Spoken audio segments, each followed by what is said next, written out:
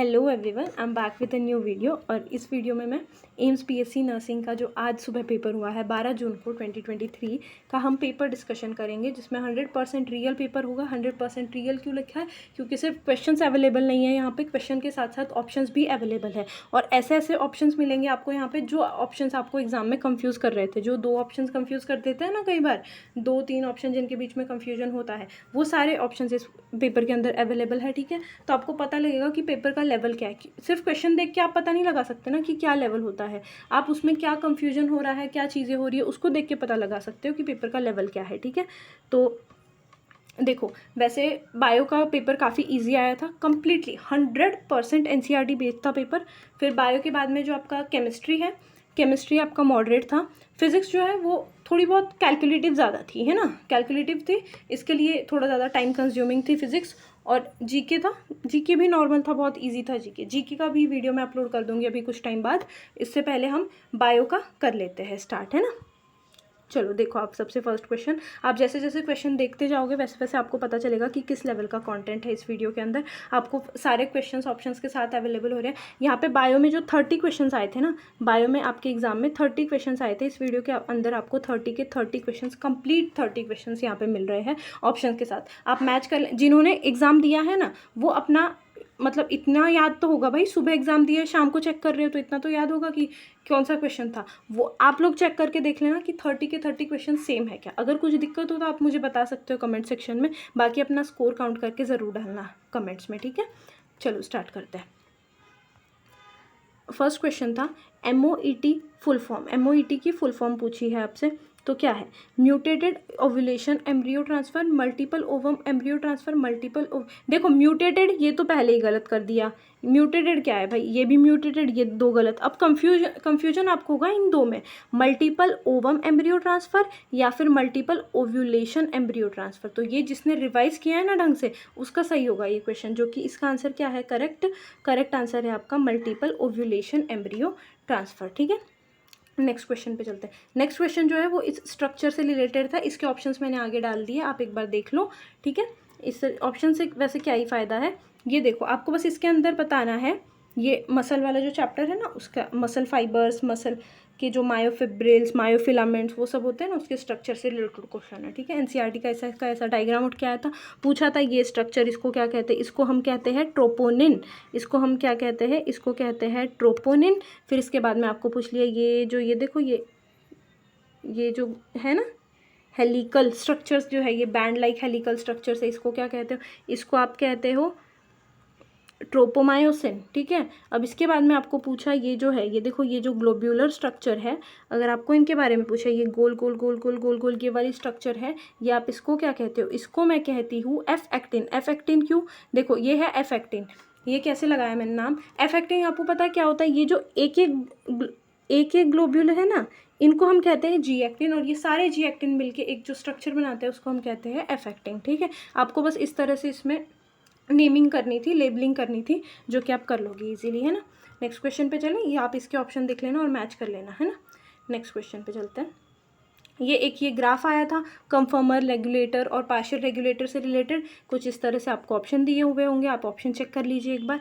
देखो मैं ग्राफ बता देती हूँ, ग्राफ में क्या है, ये एक देखो इंटरनल लेवल और एक्सटर्नल लेवल। मैं पहले चीज़ें समझाती हूँ आपको। देखो कुछ ऐसे ऑर्गेनिज्म होते हैं जो अपने अंदर का, मान लो मैं टेम्परेचर एक फैक्टर ले लेती हूँ, तो मान लो सराउंडिंग का टेम्परेचर इंक्रीज हो रहा है, तो कुछ ऑर्गेनिज्म का अंदर का इंटरनल बॉडी टेम्परेचर भी इंक्रीज हो जाएगा। तो वो वाले ऑर्गेनिज्म कौन से होंगे? वो कंफर्मर्स होंगे। ये देखो, ये जैसे जैसे एक्सटर्नल फैक्टर चेंज हो रहा है वैसे वैसे इंटरनल फैक्टर भी क्या हो रहा है? चेंज हो रहा है उसके साथ साथ। दूसरा होता है, अगर एक्सटर्नल फैक्टर चेंज हो रहा है, हम हमारे बॉडी के अंदर का फैक्टर चेंज, देखो चाहे बाहर 2 डिग्री सेल्सियस हो, फिर भी हम बॉडी को मेंटेन करके रखते हैं 37-38 पे, है ना। अगर बाहर अपने पास 45 डिग्री तक का टेम्परेचर चली जाए, फिर भी हम अपनी बॉडी में कुछ ऐसे सिस्टम्स हैं जो कि अपने बॉडी के टेम्परेचर को रेगुलेट कर सकते हैं। तो ये वाले जो हो गए वो हो गए रेगुलेटर, जिनका अंदर का इंटरनल एनवायरनमेंट जो है हमेशा कांस्टेंट रहेगा। तीसरे आते हैं पार्शियल रेगुलेटर्स। देखो ये वाली जो लाइन है ये है पार्शियल रेगुलेटर्स की, ये कुछ हद तक क्या कर देंगे? रेगुलेट कर देंगे, बाकी टाइम्स के लिए क्या कैसे बिहेव करेंगे? कंफर्मर्स की तरह बिहेव करेंगे। बस अब आप इसको ये यही पूछा है कि ये वाला लाइन ग्राफ में किसको रिप्रेजेंट करता है, ये किसको, ये वाला रिप्रेजेंट करता है आपके रेगुलेटर्स को, ये वाला करता है कंफर्मर्स को, और ये वाला करता है पार्शियल रेगुलेटर्स को। ठीक है, एनसीईआरटी से उठ के आया है सीधा सीधा। नेक्स्ट क्वेश्चन पे चलते हैं। Next question is oestrus cycle present in. Oestrus cycle किस में प्रेजेंट होता है? देखो दो तरह की साइकिल होती है, एक होती है मेंस्ट्रुअल साइकिल, एक होती है ईस्ट्रस साइकिल। देखो मेंस्ट्रुअल साइकिल आपको पता है, मेंस्ट्रुअल साइकिल ह्यूमन वाली फीमेल्स में प्रेजेंट होती है। ठीक है, तो आपको ये मतलब मेंस्ट्रुअल साइकिल किस में प्रेजेंट है? हम में। इसकी ट्रिक क्या है? मेंस्ट्रुअल साइकिल प्रेजेंट है हम में, HAM हम। H का मतलब ह्यूमन, A का मतलब एप्स, M का मतलब मंकी। वैसे तो ये एग्जाम्पल बहुत ईजी है, याद हो जाएंगे, पर फिर भी तुरंत दिमाग में रहना चाहिए, है ना, थोड़ा भी कंफ्यूजन नहीं होना चाहिए, इसलिए कुछ ट्रिक से याद कर लो। तो देखो ह्यूमन में मेंस्ट्रुअल, एप्स में मेंस्ट्रुअल, डॉग में क्या होता है, डॉग, कैट, काउ, इनमें क्या होता है, ईस्ट्रस साइकिल होती है। तो आपका डॉग करेक्ट आंसर होगा। और मंकी में भी कौन सा होता है, मेंस्ट्रुअल साइकिल होती है। ठीक है, नेक्स्ट क्वेश्चन पे चलते हैं। Bacterial and fungal enzymes degrade detritus into simple inorganic substance, यहाँ पे इंटू लगा लेना।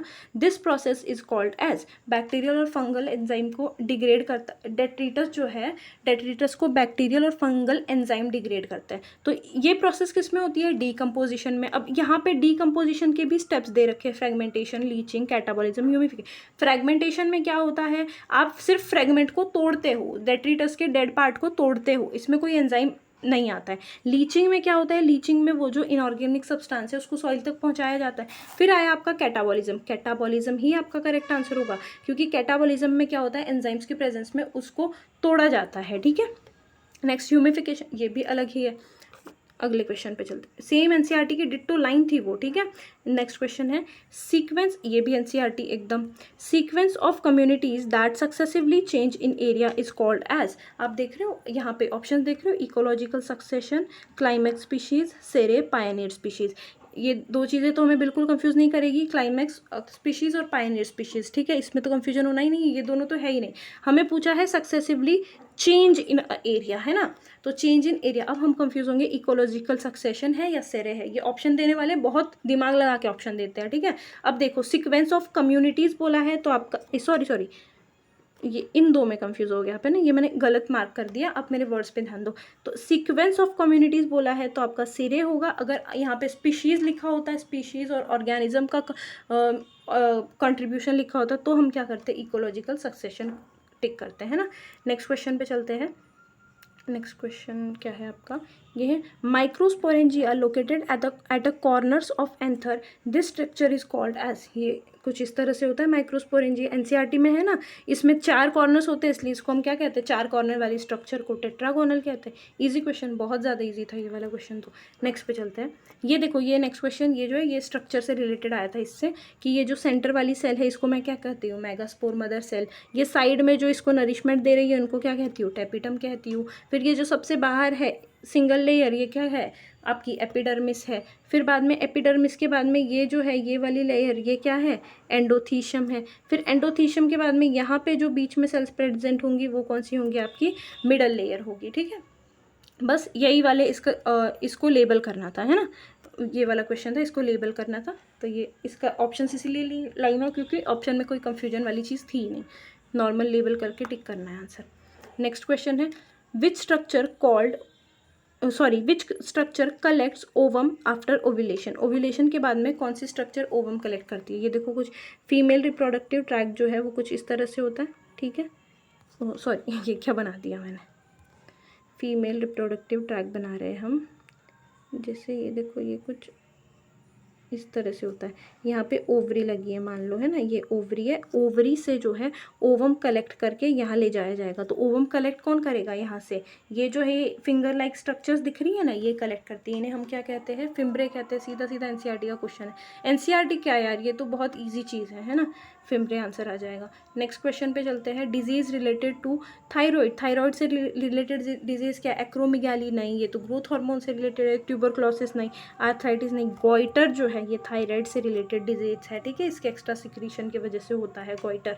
फिर हम नेक्स्ट देखते हैं semen collected from male and artificially injected into female vagina, this process is called. ये देखो ये क्वेश्चन अच्छा है, क्यों अच्छा है, क्योंकि इसमें ऑप्शन भी ये वाला ICSI और GIFT तो नहीं होगा। आपको कंफ्यूज कौन करेगा, अगर आपने पढ़ा है, आपने नहीं पढ़ा है तो आपको चारों ऑप्शन कंफ्यूज कर रहे होंगे। पढ़ा है तो आपको कंफ्यूजन होगा आर्टिफिशियल इंसेमिनेशन और इंट्रायूटेराइन इंसेमिनेशन में। क्यों, देखो अब यहाँ पे क्या कहा है, सीमन को हमने कलेक्ट करके इंजेक्ट किया है फीमेल की वेजाइना में। अगर वेजाइना में इंजेक्ट किया है तो आपका सही आंसर जाएगा आर्टिफिशियल इंसेमिनेशन, और सीधा यूट्रस में पहुंचा दिया है सीमन को तो आपका आंसर जाएगा इंट्रा यूटेराइन इंसेमिनेशन। वैसे ये दोनों जो है वो एक ही पार्ट में पढ़े जाते हैं, ठीक है, ज़्यादा डिफरेंस नहीं है इनमें।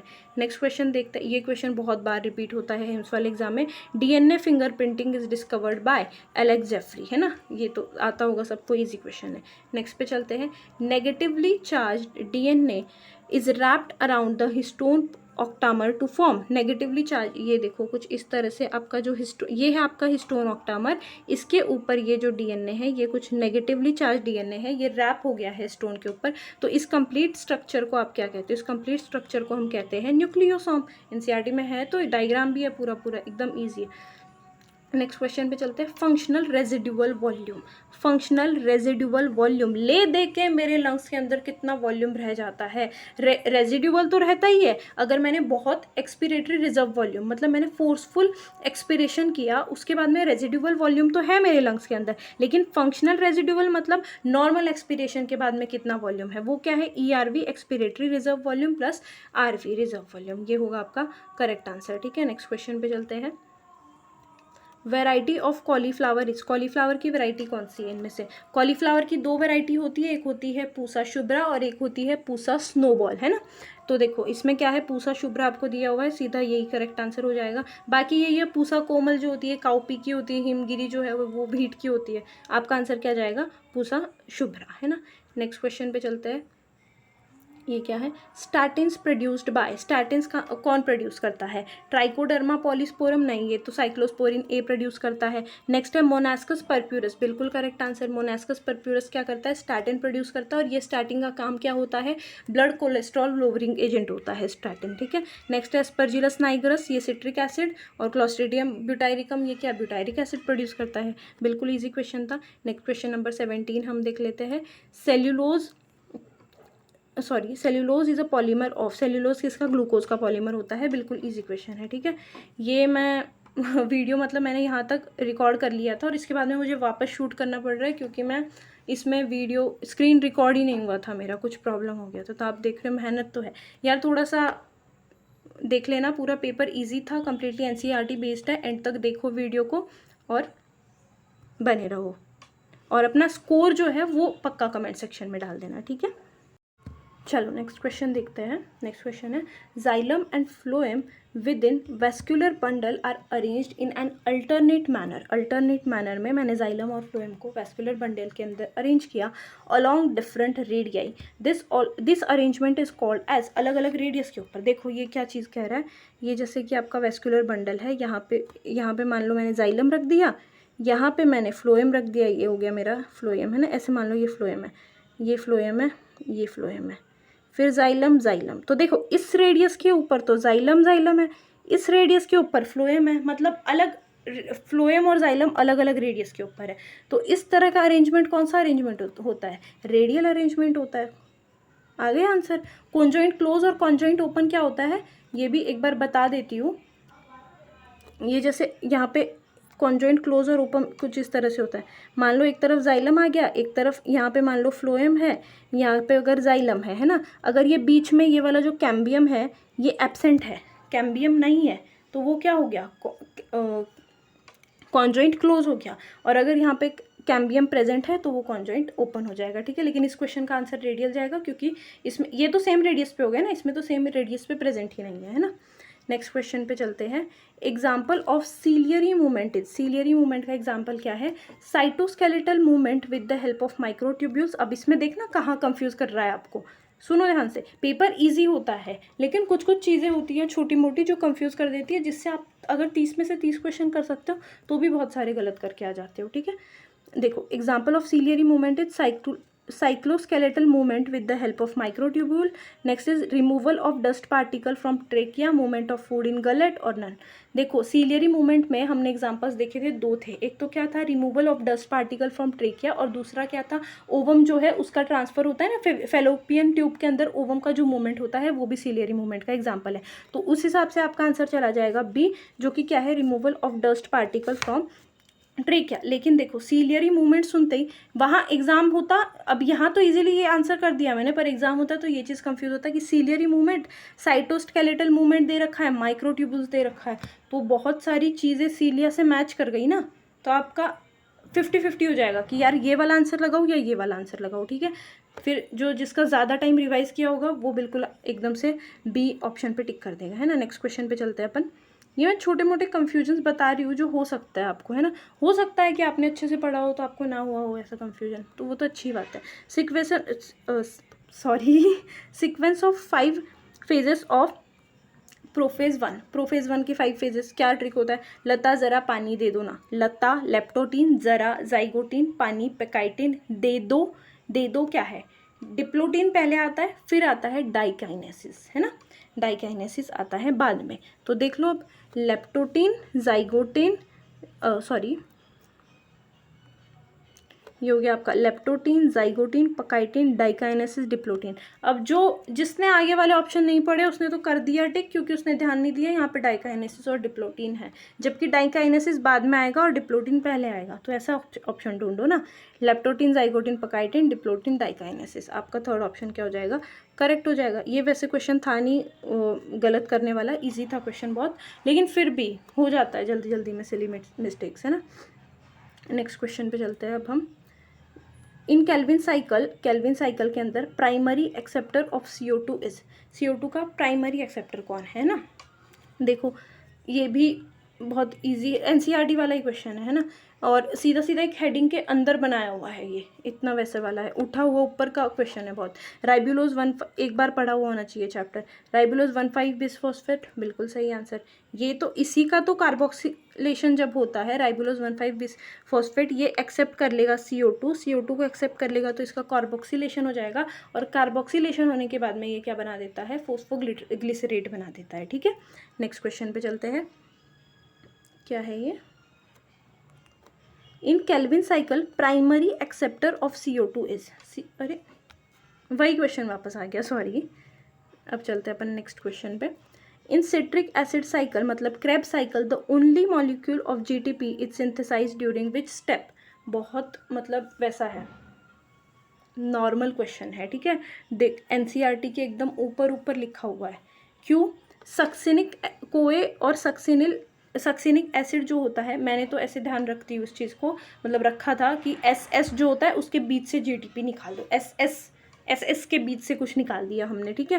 तो इसका करेक्ट आंसर हो जाएगा सक्सिनिल कोए। ये तो आपको तभी आएगा जब आपने 1-2 बार पढ़ रखा है ये, ठीक है, तो आपको याद रह जाएगा ये चीज़। 97% of O2 transport is done by, बहुत इजी क्वेश्चन है, किसके थ्रू होता है 97% मैक्सिमम, किसके थ्रू होता है, RBC के थ्रू। उसके बाद में जो रेस्ट 3% है वो O2 क्या है, प्लाज्मा में डिजॉल्व होके जाती है ना। नेक्स्ट क्वेश्चन हम देखते हैं 26th।